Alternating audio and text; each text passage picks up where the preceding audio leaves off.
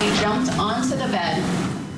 He put this throw pillow over her face, and he shot her once and twice, directly into the left side of her head. Just a horrific case I know you remember. Welcome back to Opening Statements. I'm Julie Grant. Last month, after just 3.5 hours, a jury convicted 44-year-old Joseph Ferlazzo of the first-degree murder of his beautiful wife, Emily. She was only 22 years old. This case we were calling the Van Life and Death murder trial. You might remember the coverage. It was pretty recent. And during the trial, Ferlazzo's defense team argued that he shot Emily in self-defense. And when he took the stand, he doubled down on that claim, saying that she was going to shoot him, and that's why he shot first. I was holding my Glock, and she started just like coming up at me, and I just fired. Why? She was gonna shoot me. And you were afraid? Very. So this morning, we're taking the time to shine the spotlight on the victim, the person who this case is really about, Emily Ferlazzo. I want to welcome in now her mom and her stepfather, Adrian and David Bass. Good morning to you both. And might I just start by saying I'm so sorry about the loss of your beautiful daughter, Emily. So I want to start by talking about her and the person that she was, the person that we all didn't get to know when we were watching the trial, and our hearts were breaking for her. So Adrian, let me begin with you. What was Emily like? She was full of energy.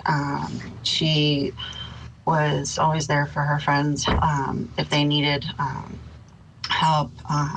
She loved to sing. She was an LNA and enjoyed taking care of other people. She was an animal lover. Yeah. Yeah, David, tell us more. What do you remember most about Emily?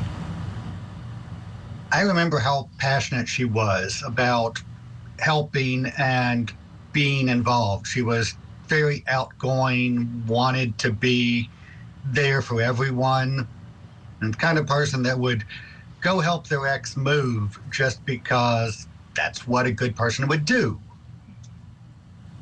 Sure. Sure, just a gem of a human being. And we know she's beautiful on the outside and beautiful on the inside too, as you're sharing with us all of this about her. I want to talk about something that's tough to talk about, and we heard bits and pieces, and I read bits and pieces of information and some of the research I was doing prior to the case going on. Had Emily experienced domestic violence at Joseph's hands prior to this incident? So we didn't ever actually witness any of it. However, she did report to us that he had abused her, and she did have bruises on her body, injuries that she wouldn't have had otherwise. So, And we suspected abuse, but we hadn't gotten it proven or ready to go to police or anything. Sure. Would she share with you that she was afraid of him? No, she was very, very loyal, and we couldn't even talk to her about what we suspected because she would immediately tell him, and then she would suddenly have new bruises. part of what I understand about the domestic violence cycle, I can't speak on exactly what it is, but because I'm not a mental health professional, but like how the victim gets wrapped up in their abuser, and it's really difficult to think outside of that. Right. Adrian, you're exactly right, because they love their abuser. They just want the abuse to stop, and the abuser will give them a lot of false hope that it will stop and things will be different and make it seem like, oh, this was just an isolated incident. A lot of times they try to isolate their victims. Did you feel that he would try to pull Emily away from you both? Yeah. In the last month of her life, when she was living with us and him, he wouldn't let her go anywhere with just me. He had to go. So I had had surgery and needed someone to help me get around to places. And I'd asked her to take me to some of my appointments, and he insisted on going. And when they first met, COVID had just hit, and so I feel like that contributed to part of their the increase in their Isolation. isolation. Yeah. Sure. There's an attachment there. There's a bond. And her being such a good person, I'm sure, was very forgiving. And she's done nothing wrong. We know that. It's him who was the problem, him who was the monster. And when you said that about him not wanting her to go with just you, I mean, that's exhibiting classic DV behavior, the power and the control that they exert over their victims. And I think what angered a lot of our wonderful viewers who want so much to see justice for your daughter is that he lied. He got on the stand and lied like a rug. What was that like, listening to him? It was hard to listen to.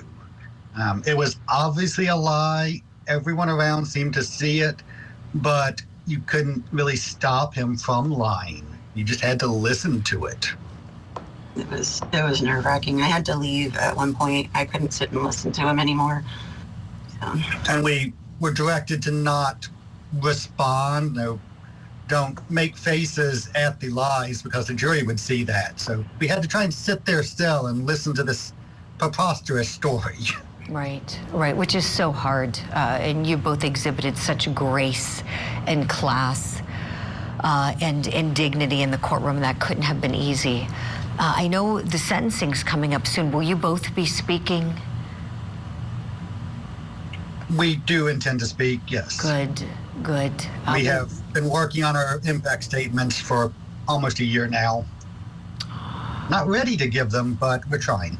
Yeah, no, I know that's hard. Well, and just know there are so many people that are with you both in heart and spirit, viewers around, really around the world, who watch Court TV and felt so terrible about what happened to Emily. And so we're going to continue keeping her memory alive here, as I know you both are. Adrian and David Bass, thank you so much for coming on the program today. We'll look forward to talking again soon. Thank you for telling her story.